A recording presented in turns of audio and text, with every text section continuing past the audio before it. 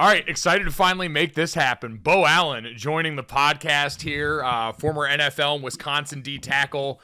You hear him all the time over on the Green Light Pod. Beau, what's going on, man? What's up, man? Happy to be here. Thanks for having me. Appreciate you.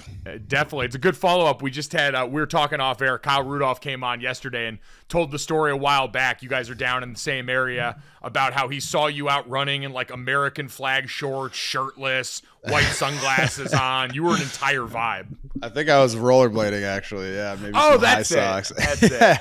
Yeah, so I live right off of Bayshore Boulevard down here in beautiful Tampa, and I run into Kyle a lot. We train together at a gym and stuff like that. So I saw him this morning, but not quite as much fun as that other interaction. That's for sure. Yeah, that's a beautiful vibe. Rollerblade. I'm always upset that I haven't gone back to rollerblading. I grew up doing it a lot as a kid when we lived in Arizona because everything was flat and they even had rolled sidewalks so you could get up and down on everything. It's a great hobby and you look cool as hell doing it no matter what. It's a vibe, man. Exactly. I actually, we had a man pageant my senior year in high school, and I did like an aggressive rollerblading thing where they bolted a rail into the stage. And I like did little tricks and stuff. I didn't win the man pageant, so it must not have been that good, but it was pretty fun. Wait, what's a man pageant? Is it exactly what I'm imagining? It's pretty much what I think you'd thrive as a man pageant contestee, but it's pretty self-explanatory. It's just a pageant for men. It was like the big event for the seniors when I was in high school at Minnetonka High School in Minnesota, so it was a pretty good time. Damn, and you got up on stage and full on. So had that been you through high school? You were just a guy crushing it on rollerblades, grinding your way through life? Not really. My sister is 7 years younger than me, and she and her friends would do these things that are like cul-de-sac growing up called like Blade Fridays, and they would just rollerblade around. And I had some aggressive rollerblades from like my hockey days. You know, I feel like everyone our age went through like either like a rollerblading, like aggressive rollerblading, or like a skateboarding phase. You know, a skate park phase basically. And so yeah, that's how I got the idea to do the man pageant talent portion. And I don't think I was that good. Were there other portions outside of the talent portion in the pageant? Like what else did you guys have to do? There was a fashion show. And I actually dressed up as Jake Sully in Avatar form. So I had like a wig and like a lot. I underestimated the amount of blue body paint that I would need. And it came out so shitty and splotchy. And I kind of had like a little loincloth on. It was funny. Like I said, did not win the man pageant. So I don't know if it was the rollerblading or the blue paint, but between those two, couldn't get it done. Wasn't for lack of effort. I did the same calculus one year when I wanted to try and be Thanos for Halloween because I had already gone full bald at that point. And I just stared at the sizes that they sold purple paint in and realized unless I wanted to ruin the next 8 hours of my life, that probably wasn't going to happen. So you went all in at least. Yeah, I did. I mean, I didn't bring home the trophy, though, so I don't know if it was worth it or not. Did you do roller hockey as a kid? Like, I went through that phase hardcore when I was growing up in Arizona. I was in first grade or second grade and played with a bunch of fourth graders, and we thought we were hot stuff in the neighborhood, so we decided to do one of the actual roller hockey tournaments that rolled through. Had it all set up. These teams came with full jerseys, everything, and we got our asses so thoroughly kicked by these kids and basically stopped playing after that because we realized we were just completely out of our league. Yeah. I was a hockey guy growing up, actually, in Minnesota. I didn't play football till like 7th or 8th grade. And so hockey was always the sport I played up with my brothers and with my older brother. And that was what we did. It was great. Damn. So we just play out back pond hockey in the winter and stuff like that. I'm sure you didn't have that in Arizona, but it's a lot of fun. Actually, man. Arizona was the only place I played ice hockey. Like at that point in my in my childhood, I wanted to grow up and be a pro hockey player. Me and my brother would go play all the time. The discouraging thing, and I'd be curious for you, because I'd imagine like me, you were a bigger kid, is back then they were very strict on what you could do as far as hitting people. So me and my younger brother just spent all of our time in the penalty box, and we were like, this is dumb. I don't want to do this anymore. I like that. They let us play pretty good. I mean, I was highly penalized too, but my favorite thing was like sit in front of the net, tip pucks, screen the goalie. Played some defense too, some rippers from the blue line. You know, I was never a great hockey player, but I loved it. My dad still plays actually like 2 or 3 times a week, which is impressive. Damn, that's peak Minnesota right there. Yeah, he plays in like outdoor. And you're familiar with Lake Minnetonka a little bit through Kyle, probably. but his big bragging point last year was they won the like men's whatever age division he's in. I won't say it on air, but they won that league or whatever a couple years ago on Lake Minnetonka outdoor pond hockey. So pretty sweet. I guess, and I'd imagine that's pretty competitive too, because again, hockey, Minnesota, everybody gets it, so that's a big deal. One off season, I strapped it up with him and his guys. He's like always convincing me to go, and hadn't skated in years, and I got fucking worked, man. It was humbling because I'm like, I'm a professional athlete. Like, oh, I got this, he'll be fine, and I got worked. It was sad. I was gonna say, so you were full D tackle size at that point. Yeah, yeah, hell yeah, yeah. Wait, speaking of that, so you said you're working out with Kyle. I see the pictures all over the internet now. You're jacked, dude. How's it feel to get to shed all the playing weight? You know how it is. You're buttering me up, man. Yeah, I've lost like 60 pounds since my heaviest. Still sitting at 280, but it's. I mean, you know how it is, man. You get done playing and it's like a whole new world. You got to figure out how to live as a muggle. That's what we call the non-athletes in college. We call them NARPs, but same basic concept. Exactly. We had NARPs too, or else NAFs, which is not as friendly of a term, but non-athletic. You can fill in the blank, but it's different, man. One guy who was really influential and helped me kind of get down from my playing weight is Joe Thomas, who's a Wisconsin guy. He has this pretty hardcore keto and intermittent fasting program that he set me up with, and he sent me a note like on the iPhone like notes app that was like one of the most detailed pieces of literature I've ever read, and really routine based, eating and supplementation and stuff like that. So I did that for a couple months and it was great. But yeah, man, just trying to see how much farther I can get down. I don't know how it's gonna go, man. I've reached this new set point, but we'll continue working that. Well, I was gonna ask, were you were a naturally bigger guy, so was it difficult for you at first to let it shed off? Because I always struggled to keep it on. So when I was done, I just halved the calorie count and weight started falling off. What was it like for you? Yeah, it was definitely hard. I mean, I've been 300 plus pounds since, probably like my sophomore year of high school, like 16 years old. I feel like linemen typically fall into two categories, right? Where they, they're in your camp or they really have to work to put it on and it kind of sheds naturally afterwards, or else like me, where naturally super heavy and need to do the opposite. So it was definitely a grind. Had to change my lifestyle a lot. The biggest thing is like you just get so accustomed to needing calories throughout the season. Like for me, early in the season, you're kind of in your best shape, and then as the season progresses, like you get so beat up, you almost, you're not really able to train as much because of nagging injuries from from playing, and you feel like kind of skinny fat at the end of the year. So you just like try to get calories in just to, maintain your weight and stuff like that. So definitely had to relearn a lot of, or recreate a lot of new habits and stuff like that. It's a lifestyle thing now, Mike. It's not, being 340 pounds, you don't see a lot of 70-year-old, 340-pound guys walking around. So trying to look out for future Beau a little bit. Yeah, no, trying to pay it forward to the future less big guy, which I totally get. That's the hardest part, though, is you do get used to kind of just operate however you want, reach for whatever you want at any point in time. And so now every time I do it, the repercussions feel more and more severe. Like between the heartburn and feeling like a fat ass, both of those things hit a lot harder now than they did at 25. Exactly. And I'm a candy addict, dude. Like we talked about this on the Green Light pod that I go on, but like I love candy and big time sugar, sweet tooth, stuff like that. Love trying out different new candies like a little fucking kid. And so I was joking that I cut down my candy consumption for like a month and lost 60 pounds. Honestly, as someone who just threw out my leftover Halloween candy, I get it.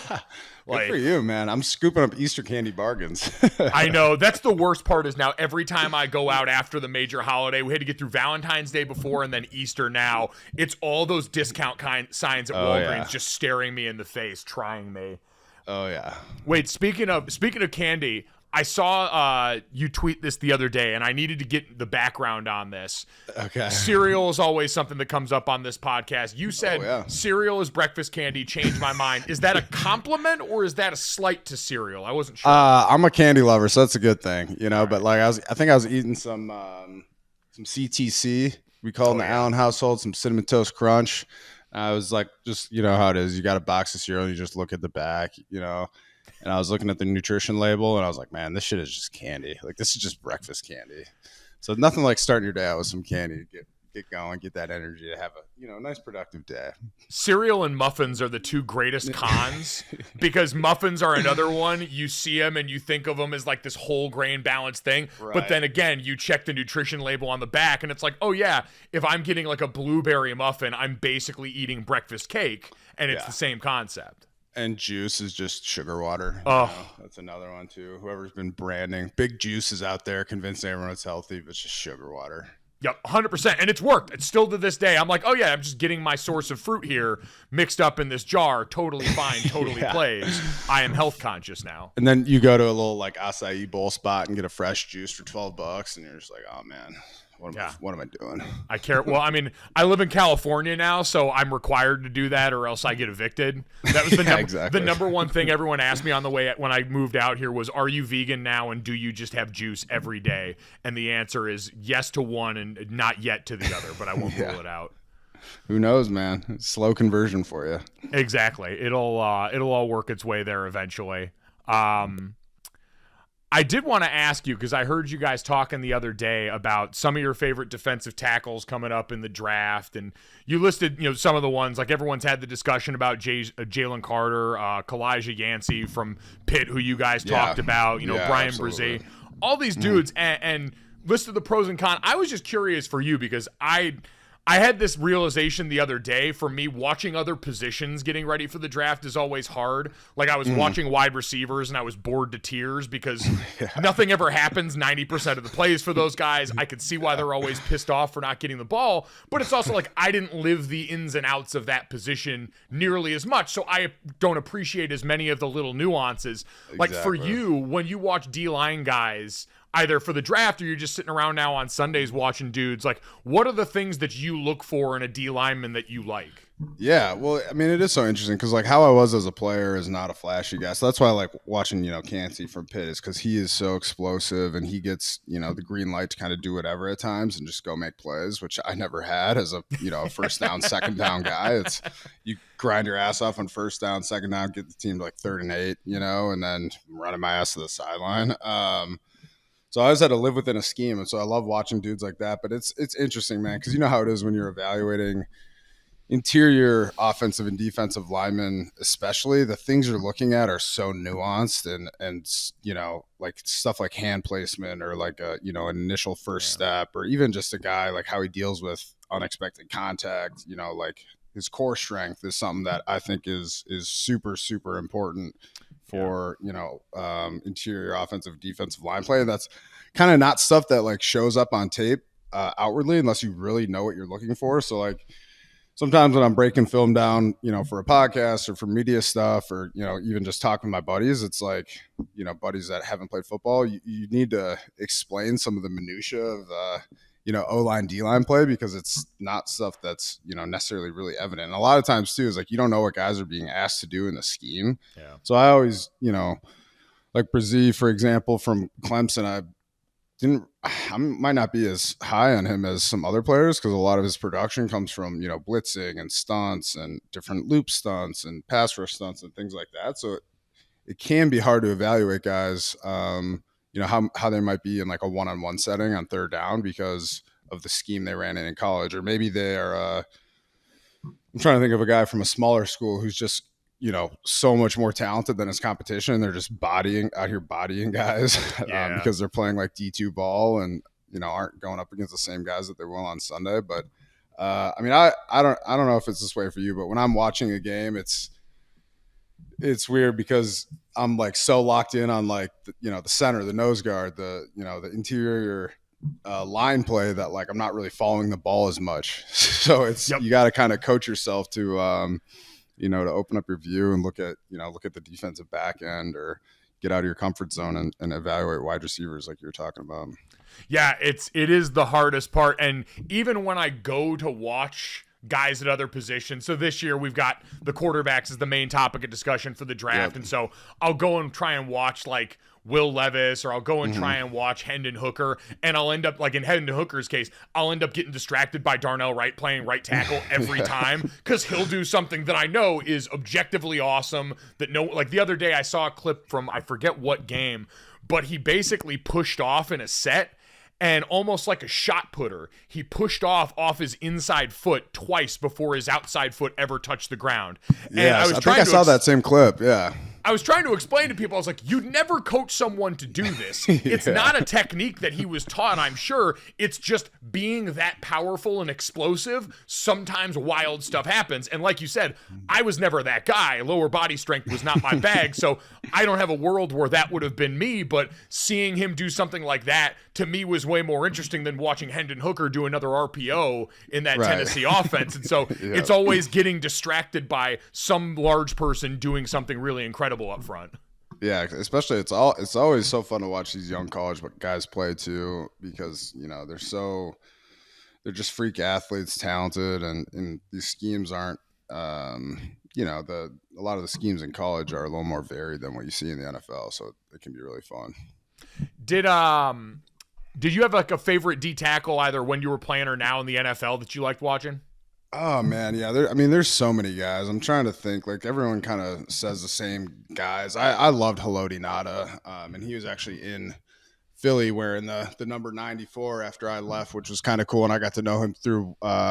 He was on the same Kilimanjaro Waterboys hike that I was on, so that was kind of special to see him because he's a legendary nose guard. His time in Baltimore, and talk about someone who's so explosive for that size and how well he moves, and it's just really impressive. So he was a guy that I always loved to watch. I'm trying to think of some of the older ones. Like when I was in high school, that's when Glenn Dorsey was popping off at LSU. That's a little bit of a throwback. Like I always love watching Ndamukong Suh as well. It's really fun when you're in the NFL as a young player or something like that, and you kind of try to, emulate some guys, take some moves from them, or like learn from their game, and then you end up playing with them down the line or meeting them in some capacity and getting to know them personally is a pretty rewarding experience. So, I mean, there's so many more guys, but I always, those are a couple of my favorites. I'm always amazed watching Vita down in Tampa. Like, you talk about the freedom to do certain things. I don't feel like calling him a nose guard, it feels like unfair because he's basically whatever you need him to be, even at nose guard size. It's nuts. Yeah, he's a D lineman. I'll never forget.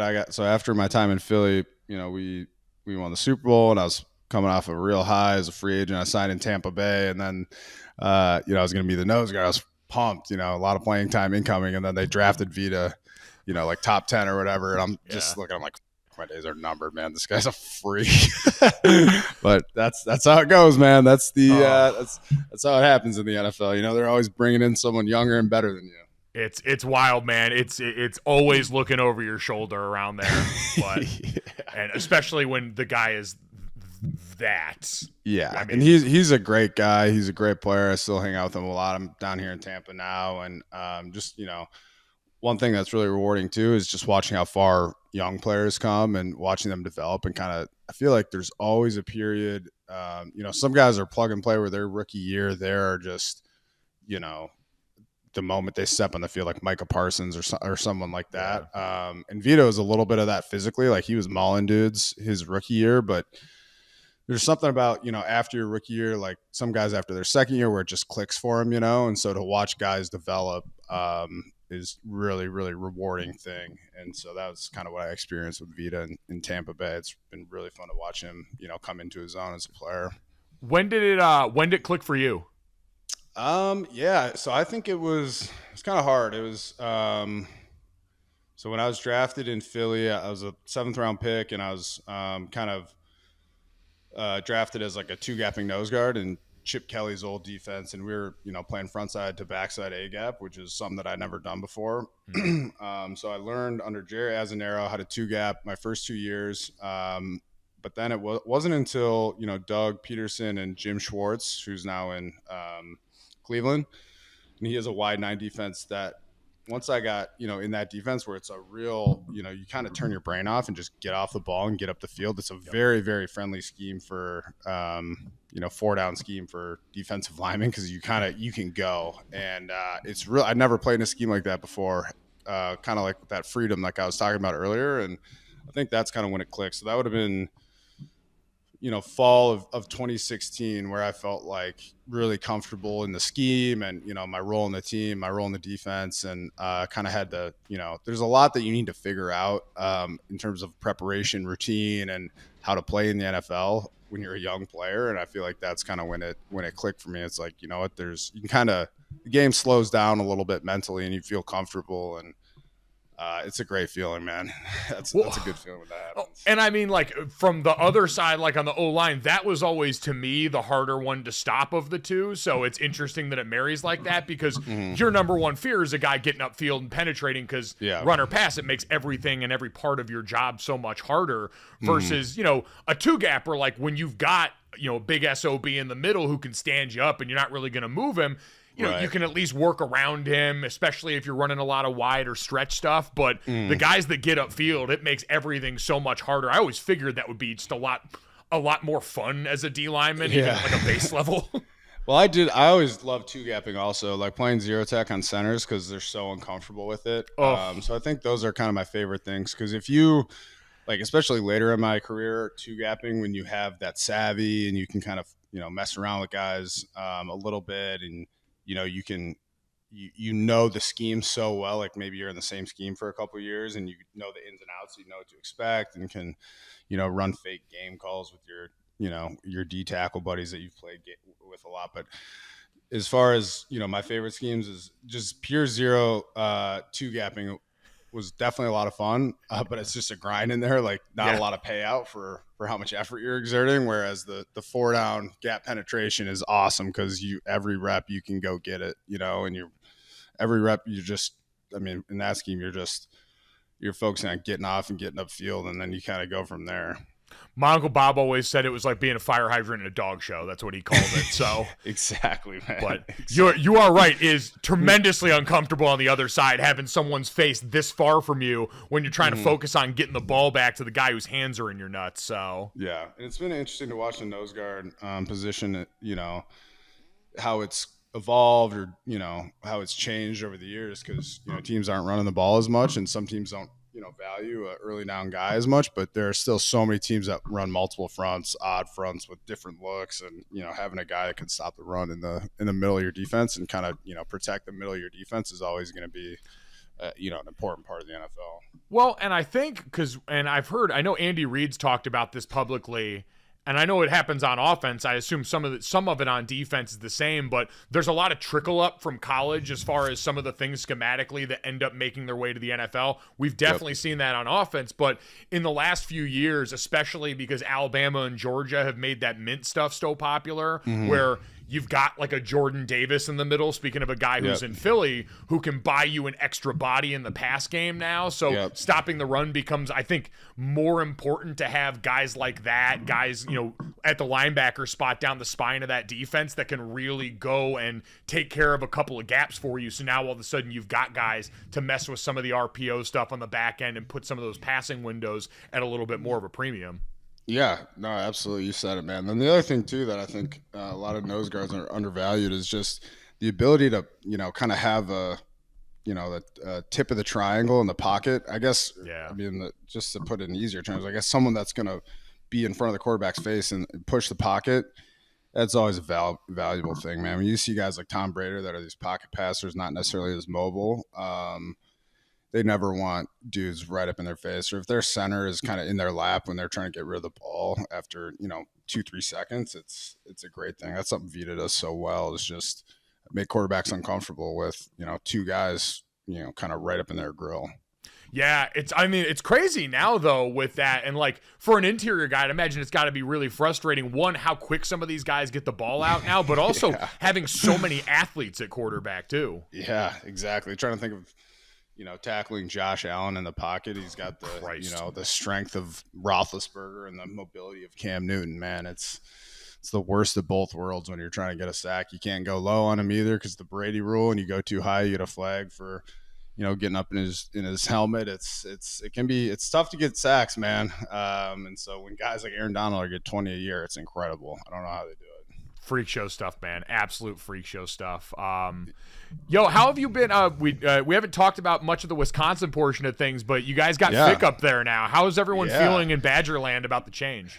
So it's a little bittersweet for me because I just had, Wisconsin is a bit of a program that's unaccustomed to change, on the coaching level. So, I love Coach Chris. He was there as a coordinator when I was there, and I think the world of him as a coach, as a guy, a friend, a motivator. He's the kind of guy who's, he's a great guy. And I had somebody in my best friend, college roommate, was on the strength staff at Wisconsin. It was always so much fun to go back. Like I'd go back and train with him and train with the team, when I was a rookie and then towards the end of my career too, like all the time. And I loved it.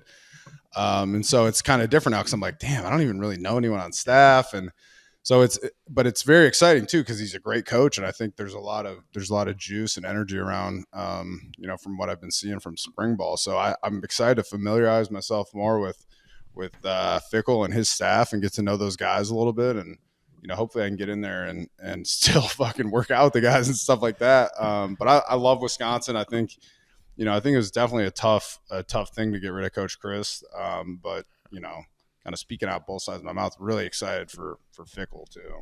No, I get it, man. It's tough. And I think it's one of those things selfishly as former players. Like I'm kind of in the same boat now this year where and was my offensive line coach who just retired. Tommy played quarterback with me and just left for Alabama. So I'm the same way. I walk in there and outside of a couple of support staff members, there's no one on the actual coaching staff that I was there with. The strength staff's all different. So you start to walk in and feel a little bit more like a stranger than you used to. Yeah, exactly. And this is a place, where you called home for so long. That's such a part of your identity. So it's interesting to, to watch them, watch the turnover, but that's the nature of coaching in college and the NFL is there's a lot of turnover, but I think, really, really excited about Wisconsin. I think our spring game's coming up. Isn't Notre Dame's, I was talking with Kyle this morning. He said he's going to Notre Dame for the weekend for the spring game. Yeah, so he's calling it actually. So he's doing, sick. He's doing broadcast stuff for NBC. He's going to do USFL games for them, and he got tapped to call the spring game too, which is going to be wild. So yeah, he's getting in the booth for that, which is awesome. That's a big affair. I remember I was recruited by Notre Dame a little bit. I don't know if you were there at that time. What year would that have been? That would have been 2009. Yeah, so me and Rudy were sophomores that year. So okay. Yeah, I don't think I met you on my official visit, but I'm trying to think. I went up there and. Do you remember who your host was? It was so Trevor Robinson was a roommate of the host. His name was Sean. He was a defensive lineman from Chicago. Yeah. Yep. Yeah. So didn't end up going. They actually want to make me an O lineman at Notre Dame. Damn, what could have been, man? I know, we could have been right next to each other. It worked out. I mean, it would have been nice to hang out, but clearly life worked out all right for you, so I'm glad we didn't mess that up. Some alternate universe, I'm out there as a Notre Dame alum playing like left guard or something, well, center maybe. It's funny you mentioned Trev, too, because I remember, so you and I had a mutual friend at Notre Dame who ended up, Maddie Mobby, who ended up, a bunch of you guys came down to Notre Dame. We kind of ended up doing a home and home, and Trev and I came up for Mifflin, which, baby. How would you explain Mifflin to the uninitiated?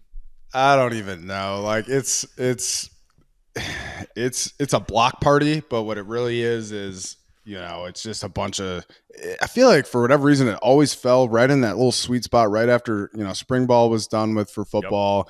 Kind of before your finals were coming up. So it was a little bit of like unstructured free play, which you don't get a lot of as a college football player. And then for whatever reason, like the stars aligned a couple of years where it was just like the first really, really beautiful day in Madison. And that was back in the heyday of Mifflin where like for some reason one year I don't know if this was the year that you guys visited, but they allowed like open beverages on Mifflin Street for Mifflin, and it got pretty reckless. But it's about as enthusiastic of a day drinking block party in college as you'll ever see. So I haven't been back to one, since I was, a college student, a student athlete in Madison. I'd love to go check it out again because it was always a blast, man. That was when we rolled up, was after our spring game. We were all done with that.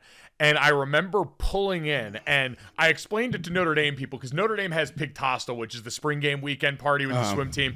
And I said, it's like if you had Pigtostal at every house on every street for 4 blocks on both sides of the road, and then it spilled into the bars after. It was, I mean, Notre Dame's 8,500 undergrad, so we just have no idea the scale that you guys party on. But I remember pulling up with Trev, and the first thing I saw was 2 guys out on their front lawn, and they were playing rock, paper, scissors, shoot, and then the loser would just get slapped in the face by the winner every time. It was 2 kids on their front yard just slapping the hell out of each other.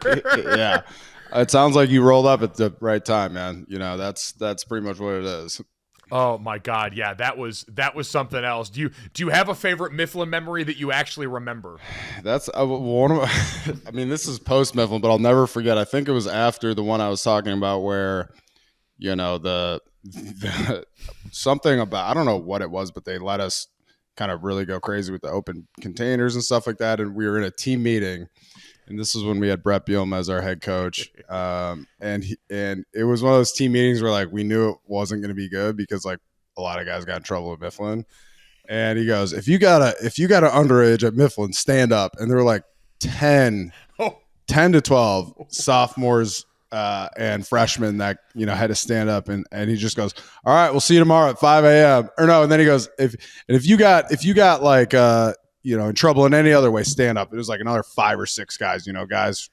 I'm not talking about like anything crazy, just like, you know, stuff that got back to the football program about, you know, just being a little too rambunctious on Mifflin. And so it was like probably like 20 guys. And he's like, all right, you guys see you at 5 a.m. tomorrow. So you had to like roll. We used to get in trouble punishment. We'd have to roll. So you have to go with your helmet on and you roll down the field. And then they had to do like stadium stairs or Stairmaster.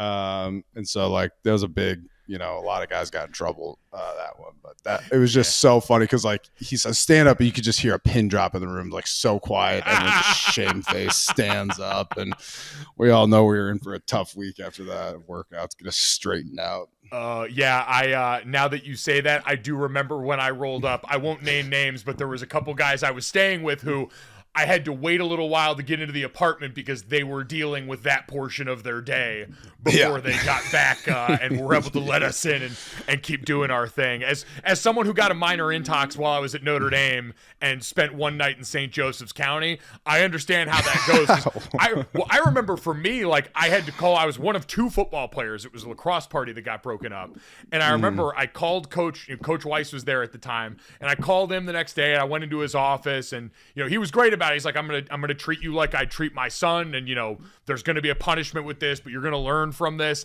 And then we get into a team meeting the next day, and all of a sudden, me and the other guy, he has us stand up and airs us out in front of everybody to make a point. And I'm like, we just talked about this. I thought we were cool. And like, you know, what the hell, Coach? I get what he had to do. Obviously, me and Coach Weiss are still really cool to this day, but I had 2 weeks of 5 a.m. workouts where our punishment was up downs every 5 yards on the indoor field, up and back for a half hour. There was days where you just had to pick the rubber pellets out of the ground and put them in a cup for a half hour. So there is nothing like a college punishment workout, man. Yeah, we had some good ones too, because we took our strength and conditioning very seriously. It was kind of a, you know, a big you know, thing for us at Wisconsin, a bunch of meatheads. But like if you were late, for example, this I always thought was the funniest one. Like, you know how you have a couple guys that are always the problem in your position group. Oh yeah. And so what they would do, like if you're late the first time, you know, you get a punishment kind of like that.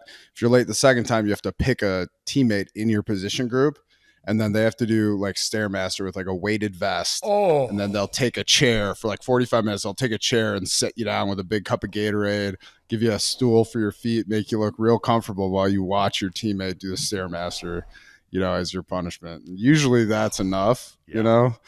And I mean, I was never late because I was scared to death of something like that. But you try to think like who in my room would I assign that punishment to if I had to, and it's not a fun thing. Yeah, there's a bad bit of mental math that has to go on with that one, because that's I feel like every coach's get out of jail free card is that one in particular, because they know it's going to end up way worse for you on the backside too. Exactly. Not a sick fun and one. twisted. No, not a great time. It's sick and twisted. That's right. Great way to describe football in general. Yeah. Beau, this is awesome, man. Appreciate you giving us some time over here. Everyone, make sure you check out Beau over on the Greenlight Pod, doing all that great stuff. And we'll have to link up soon and get some rollerblading in, man. I think the streets need a collaboration here. Yeah, absolutely, man. Well, maybe out in California sometime. It'd be a fun time. But yeah, thanks for having me, man. Always a pleasure. Boom. Money in the bank.